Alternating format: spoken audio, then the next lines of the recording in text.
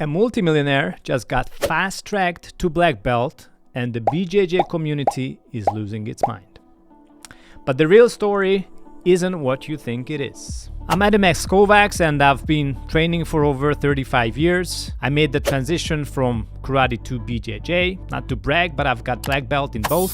So I've seen how different martial arts handle success, money, and legitimacy. What's happening right now touches on something deeper about what makes BJJ special. Here's what most people are missing about the Moneyberg situation. It's not about one person or one belt. It's about a clash between two completely different status systems and why that makes people so uncomfortable. Let me show you what I mean by telling you about the most beautiful thing I've ever witnessed in a BJJ gym and why it might be changing.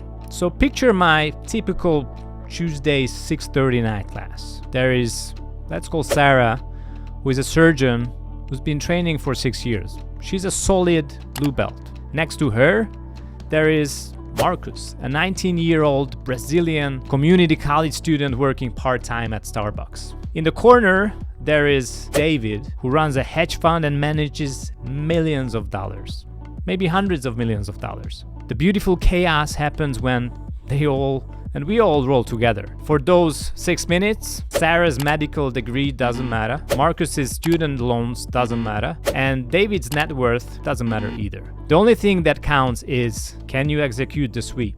Can you escape the choke? I watched David, this incredible successful businessman, get absolutely manhandled by Marcus, who is 19, and a kid who makes $15 an hour. And you know what David did after? He asked Marcus to show him the technique. No ego, no excuses, just respect for the skill. That's what people are afraid of losing, and honestly, maybe they have a point. Look at Mark Zuckerberg's approach to BJJ. Guy's one of the richest people on earth, he's in top 5, but he's out there competing in local tournaments, getting beaten up by people half his age, and he's not posting about belt promotions or demanding special treatment. When Zach loses a match, which happens, he doesn't make excuses.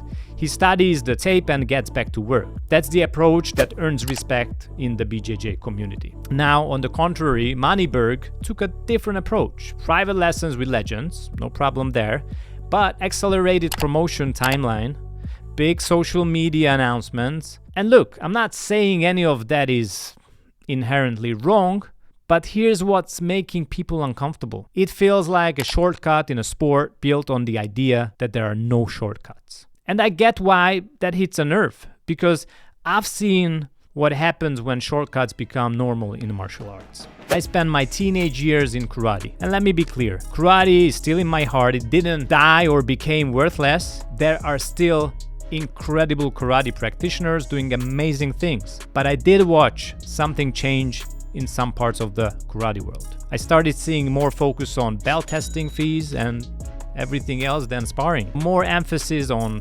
forms than fighting.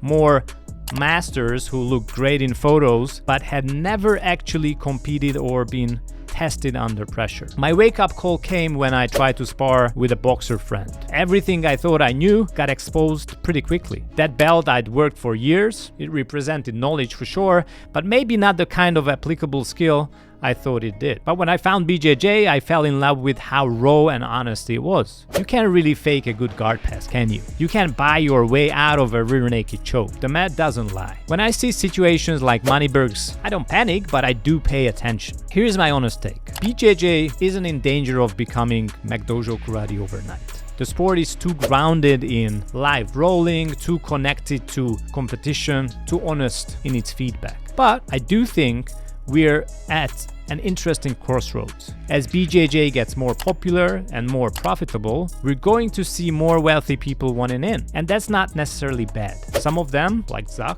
will put in the work and earn respect the right way. The question is, how do we handle the ones who want to take shortcuts? Do we maintain our standards or do we start making exceptions? Look, I'm not mad at Moneyberg personally. I don't know him. If someone offered me private lessons with legends, I'd probably take them too. I'm more interested in how the community responds and what standards we choose to maintain. Because ultimately, This isn't about one person's belt, it's about what we value as a community. What makes BJJ special isn't that rich people can't participate, is that money can buy you out of getting choked. Wealth can save you from a good sweep. Status in the outside world means absolutely nothing if you can't back it up on the mat. And honestly, I think BJJ's culture is strong enough to handle this. The mat still doesn't lie, competition still exposes everything. And most people in the community can still tell the difference between earned skill and purchased rank. So the Moneyberg situation is actually a good stress test for our values. It's making us have conversations about what we care about and why. And the conversations are probably making the community stronger and not weaker. This situation has got me thinking about how different martial arts handle growth, money, and legitimacy. And I'm documenting what I'm seeing across combat sports, the good trends, the concerning ones, and the behind-the-scenes conversation that shape these communities. If you want the inside perspective on where martial arts are heading, including stories I can share on YouTube, join my newsletter below. I break down the real dynamics happening in gyms and competitions around the world. And if this gives you a different perspective on the whole situation, make sure that you smash this subscribe button. I'm planning more deep dives into how martial arts communities navigate success and growth. If you want to see how the business side really works in combat sports, check out my video on how matchmaking is actually done in the fight game. It will blow your mind what goes on behind the scenes. See you in the next one.